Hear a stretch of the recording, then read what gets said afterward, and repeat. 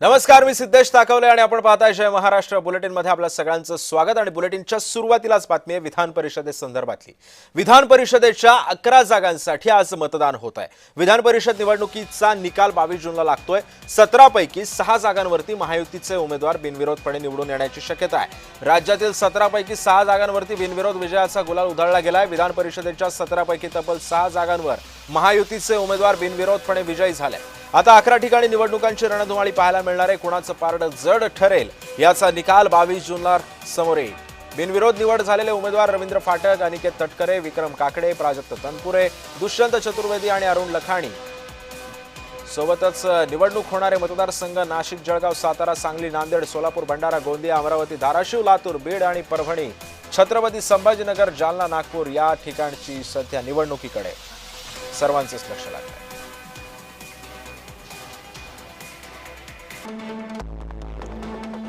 दरम्यान आपण बघतोय की कोणकोणते आमदार हे बिनविरोध झालेले आहेत। रवींद्र फाटक, अनिकेत तटकरे, विक्रम काकडे,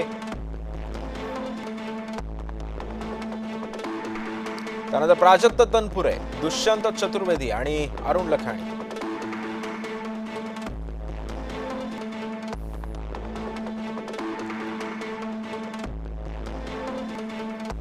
दरम्यान आज निवडणूक होणारे मतदारसंघ कोणते ते आपण बघतोय। नाशिक, जळगाव, सातारा आणि सांगली।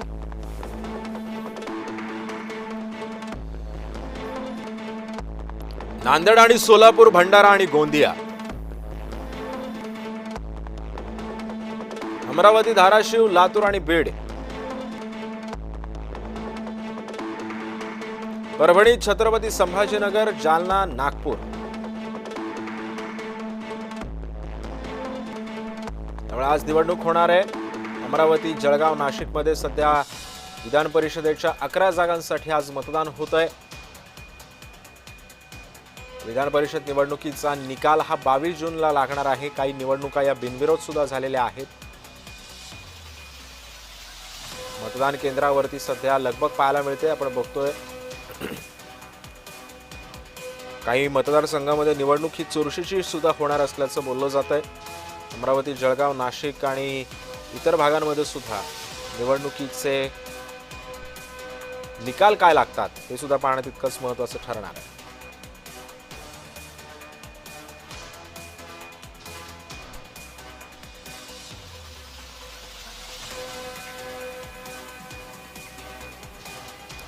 आणि या सगळ्या संदर्भामध्ये मी प्रत्येक जिल्ह्यामधल्या या सगळ्या मतदानाचे अपडेट्स घेणार आहे। सुरुवातीला आपण नागपूरमध्ये जाऊया, तिथून माझा सहकारी तेजस मोहतुरे आपल्या सोबत आहे।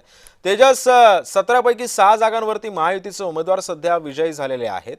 काय चित्र आहे सध्या नागपुरामध्ये? कशा पद्धतीची तयारी मतदानाची करण्यात आलेली आहे, काय माहिती आहे?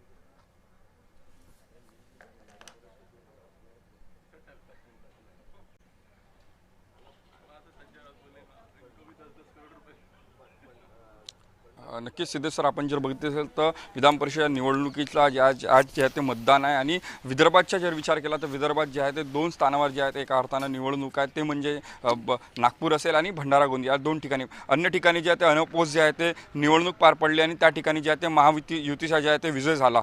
सकाळी 8 वाजतापासून जे आहे ते मतदानाला जे आहे ते प्रक्रियेला जे आहे ते प्रारंभ होणार आहे। एकूणच जर बघितलं असेल तर नागपूरचा विचार जर केला तर 836 जे आहेत ते मतदार आहेत आणि हे 27 मतदान केंद्रावर जे आहे ते एकूणच जे आहे ते मतदान होणार आहे। सुरुवातीपासून जर बघितलं असेल तर ही निवडणूक जी आहे ते अनपोज व्हावी यासाठी जे आहे ते महायुतीचे नेते चंद्रशेखर बावनकुळे यांनी जे आहे ते प्रयत्न केले होतं। काँग्रेसकडनं जे आहे ते अतुल लोंढे जे आहेत ते उमेदवार आहेत, तर भाजपकडनं राजू पोद्दार जे आहेत ते उमेदवार आहेत। त्यामुळे या निवडणुकीमध्ये जर बघितलं असेल तर महायुतीकडे जे आहे ते संख्याबळ जे जास्त आहे, तर महाविकास आघाडीकडे जे आहे ते 200च्या वरती आहे। त्यामुळे कोणाचे मतदार फुटतात हे सुद्धा पाहणं महत्त्वाचे असणार आहे, कारण की ज्या पद्धतीनं भाजपने सुरुवातीपासून कंबर कसली होती, भाजपने आपल्या कार्यकर्त्यांना प्रशिक्षण वर्गासाठी जे आहे ते मुंबई सुद्धा धाडलं होतं।